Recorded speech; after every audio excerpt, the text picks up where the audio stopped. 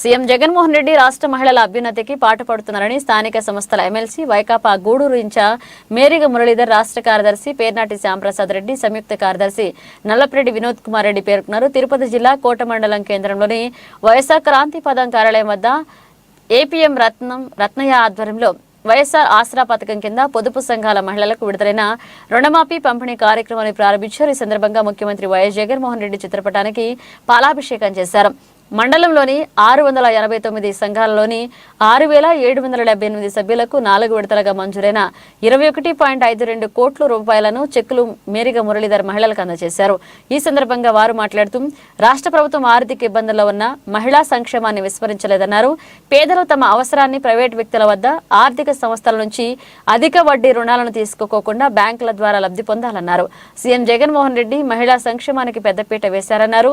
అమ్మఒడి, ఆసరా చేయూత, ఆరోగ్యశ్రీ, ఇళ్ల పట్టాలు, రుణాలతో పేదలకు లక్షల కోట్లు విడుదల చేస్తున్నట్లుగా తెలిపారు.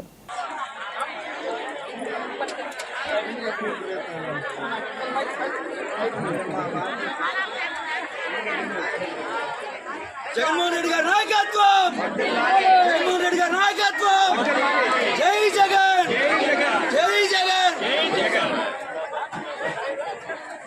జిందాబాద్ జిందాబాద్, జిందాబాద్ జిందాబాద్, జై జగన్, జై జగన్.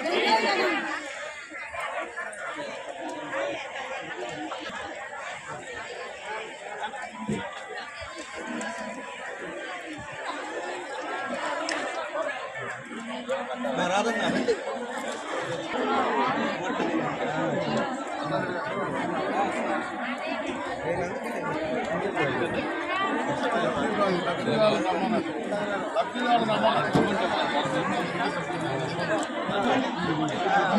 మీరు రండి, లబ్ధిలో రండి.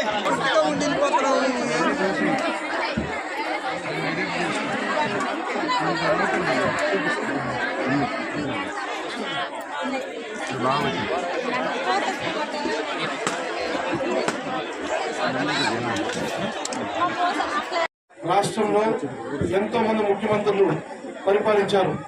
కానీ పేద బలహీన వర్గాలకి దగ్గర అక్కం చేర్చుకొని ఈరోజు ఎన్నో సంక్షేమ కార్యక్రమాలు మన జగనన్న చేస్తున్నారు. మీ అందరికీ తెలుసు, మీ బిడ్డల చదువు కోసం అమ్మఒడి అనే కార్యక్రమం పెట్టారు.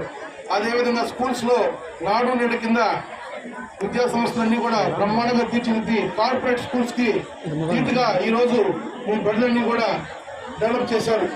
పిల్లలకి స్కూల్ యూనిఫామ్ కానివ్వండి, షూస్ కానివ్వండి, వాళ్ళు తినే ఆహారం కానివ్వండి, ప్రతిదీ ఒక మేనమావలాగా ఆ బిడ్డలకి అండగా నిలిచి ఈరోజు పిల్లలకు ఓట్లు లేకపోయినా వాళ్లే భవిష్యత్ తరాలకి వాళ్లే పునాదులని చెప్పే ఉద్దేశంతో, మన పిల్లలు బాగుండాలనే ఉద్దేశంతో ఆయన ఈరోజు ఈ మంచి కార్యక్రమాలు చేపడుతున్నారు.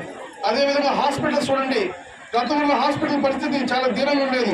ఈ రోజు ప్రతి ఒక్క హాస్పిటల్ కార్పొరేట్ హాస్పిటల్ కి పోటీగా ఈ రోజు జగనన్న ఎంతో డెవలప్ చేశారు.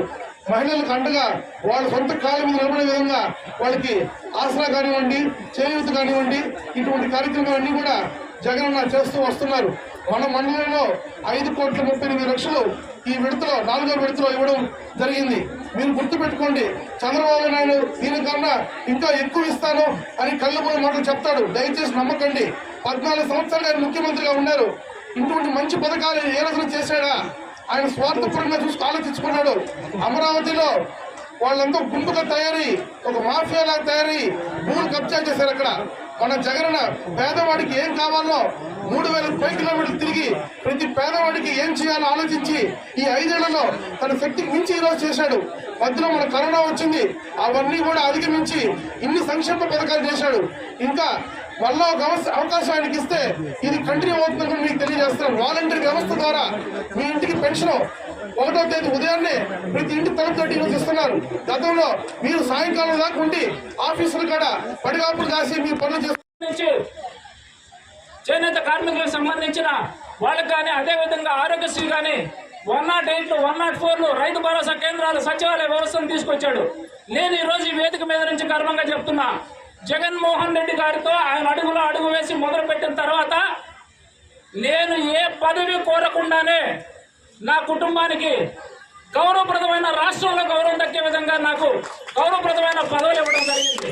మనం అనుకుంటాం, ఒక సామెత ఉంది, అమ్మాయిని అడగందే పెట్టదని. కానీ నా విషయంలో అడగకుండానే నా కుటుంబానికి ఒక స్థాయి కల్పించిన వ్యక్తి జగన్మోహన్ రెడ్డి గారు. అదేవిధంగా మీరు ఎవ్వరు కూడా గత 25-30 సంవత్సరాల్లో ఎప్పుడూ కూడా ఇటువంటి పథకాలని మన కుటుంబాలకి తలుపు తట్టి ఇచ్చిన వ్యక్తి ఎవరు లేరు, ఒక్క జగనన్న మాత్రమే. కాబట్టి దయచేసి మనకి ఇంకొక 1.5 నెలలో ఎన్నికలు రాబోతున్నాయి. ఎన్నికల్లో ఈ నియోజకవర్గానికి సంబంధించి నేరుగా మురళన్నని ఆశీర్వదించి మన జగనన్న పంపించడం జరిగింది.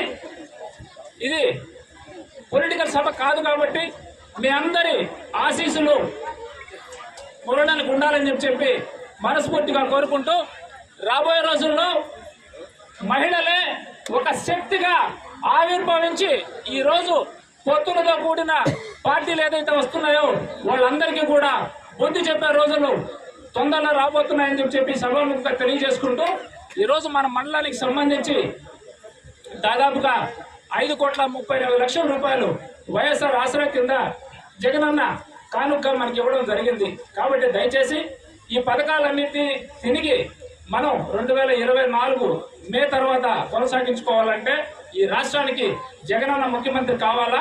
జగనన్న ముఖ్యమంత్రి అయితేనే ఈ సంక్షేమ పథకాలు అన్ని కూడా తిరిగి మళ్ళీ పునరావృతం అవుతాయని చెప్పి మీకు అందరికీ తెలియజేసుకుంటూ, మరొకసారి ఈ మండలానికి సంబంధించి కోటల మండలానికి సంబంధించిన అక్కచెల్లెమ్మలందరికీ కూడా శిరస్సు వంచి పాదాబంధులు తెలియజేసుకుంటూ సెలవు తీసుకుంటాను. జోహార్ వైఎస్ఆర్, జై జగనన్న. జగన్మోహన్ రెడ్డి గారు ఎందుకు ఇంత గొప్ప వాతావరణంలో ఉన్నారు, చెప్పిన మాట ప్రకారం ఎందుకు ముందుకెళ్తున్నారు విషయం చూడండి. ప్రకృతి అనేది ఆ కుటుంబాలను ఎందుకు ఆశీర్వదిస్తున్నాయో కూడా గమనించండి. వైఎస్ రాజశేఖర రెడ్డి గారు పేద ప్రజలను హక్కును చేర్చుకున్నారు. ఆయన కంటే 10 అడుగులు వేసి జగన్మోహన్ రెడ్డి గారు ఈరోజు పేద ప్రజలను హక్కును చేర్చుకున్నారు. ఒకటే మనకు వేరే చేసుకోవాలి, వీళ్ళ కుటుంబం వస్తేనే ఎందుకు వర్షాలు పడతాయి, తాగేదానికి నీళ్లు ఉంటాయి, పుష్కలంగా సాగునీరు ఉంటుంది. మరి చంద్రబాబు నాయుడు గారు వస్తే కరువు తాండవిస్తుంది. ఎందుకంటే గుణవంతులు కావాలి, పేదల్ని హక్కును చేర్చుకోవాలి, మహిళల్ని హక్కును చేర్చుకోవాలి. మహిళా మనులు ఎక్కడైతే గౌరవం పొందుతారో మన భారతంలో కూడా ఉంది.